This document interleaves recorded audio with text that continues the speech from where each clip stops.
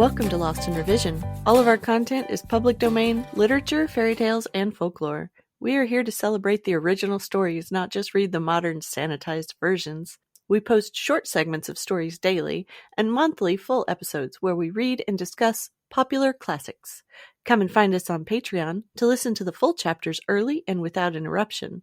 Our goal is to at least break even to cover our expenses, so any support that you can offer to help us reach that goal helps keep this podcast going and you entertained. All of our music is by Nathan Hubble and is used with his permission. Thanks, and enjoy the show. Chapter 19. Attacked by the Fighting Trees. The next morning, Dorothy kissed the pretty green girl goodbye, and they all shook hands with the soldier with the green whiskers, who had walked them as far as the gate. When the guardian of the gate saw them again, he wondered greatly that they could leave the beautiful city to get into new trouble, but he at once unlocked their spectacles, which he put back into the green box, and gave them many good wishes to carry with them.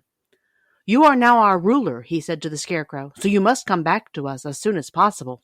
"I certainly shall if I am able," the Scarecrow replied, "but I must help Dorothy to get home first."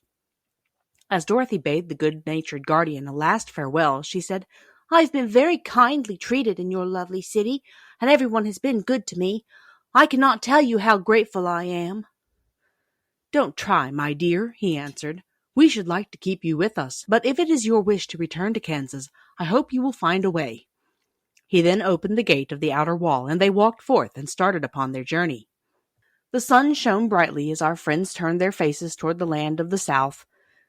They were all in the best of spirits, and laughed and chatted together. Dorothy was once more filled with the hope of getting home, and the Scarecrow and the Tin Woodman were glad to be of use to her.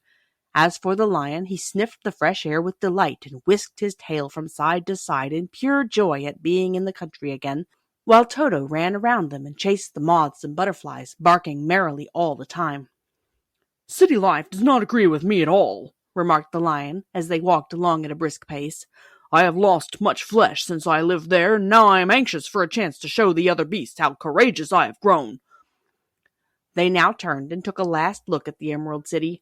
All they could see was a mass of towers and steeples behind the green walls, and high up above everything, the spires and dome of the Palace of Oz. "Oz was not such a bad wizard after all," said the Tin Woodman, as he felt his heart rattling around in his breast. "He knew how to give me brains, and very good brains, too," said the Scarecrow. "If Oz had taken a dose of the same courage he gave me," added the lion, "he would have been a brave man." Dorothy said nothing. Oz had not kept the promise he made her, but he had done his best, so she forgave him. As he said, he was a good man, even if he was a bad wizard. The first day's journey was through the green fields and bright flowers that stretched about the Emerald City on every side.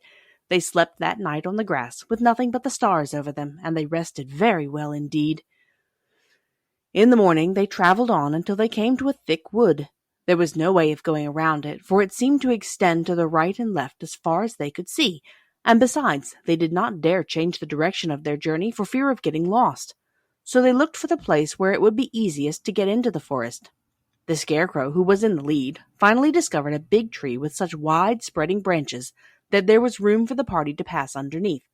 So he walked forward to the tree, but just as he came under the first branches, they bent down and twined around him, and the next minute he was raised from the ground and flung headlong among his fellow travelers. This did not hurt the Scarecrow, but it surprised him, and he looked rather dizzy when Dorothy picked him up. "Here's another space between the trees," called the lion. "Let me try it first," said the Scarecrow, "for it doesn't hurt me to get thrown about." He walked up to another tree as he spoke, but its branches immediately seized him and tossed him back again. "This is strange," exclaimed Dorothy. "What shall we do?" "The trees seem to have made up their minds to fight us and stop our journey," remarked the lion. "I believe I will try it myself," said the Woodman, and shouldering his axe, he marched up to the first tree that had handled the Scarecrow so roughly. When a big branch bent down to seize him, the Woodman chopped at it so fiercely that he cut it in two. At once the tree began shaking all its branches as if in pain, and the Tin Woodman passed safely under it. "Come on!" he shouted to the others. "Be quick!" They all ran forward and passed under the tree without injury, except Toto, who was caught by a small branch and shaken until he howled, but the woodman promptly chopped off the branch and set the little dog free. The other trees of the forest did nothing to keep them back, so they made up their minds that only the first row of trees could bend down their branches, and that probably these were the policemen of the forest, and given this wonderful power in order to keep strangers out of it. The four travelers walked with ease through the trees until they came to the farther edge of the wood. Then, to their surprise, they found before them a high wall, which seemed to be made of white china. It was smooth, like the surface of a dish, and higher than their heads. "What shall we do now?" asked Dorothy. "I will make a ladder," said the Tin Woodman, "for we must certainly climb over the wall." Thanks for joining us today. Check us out on Patreon. The Storytime level is only $3, and you can help us meet our small goal of breaking even and covering our expenses. Your support helps pay for all of the things that podcasting requires, and helps keep this show alive and growing. If you can't afford to support us financially, go give us a good review, subscribe or follow, and share with your friends and family.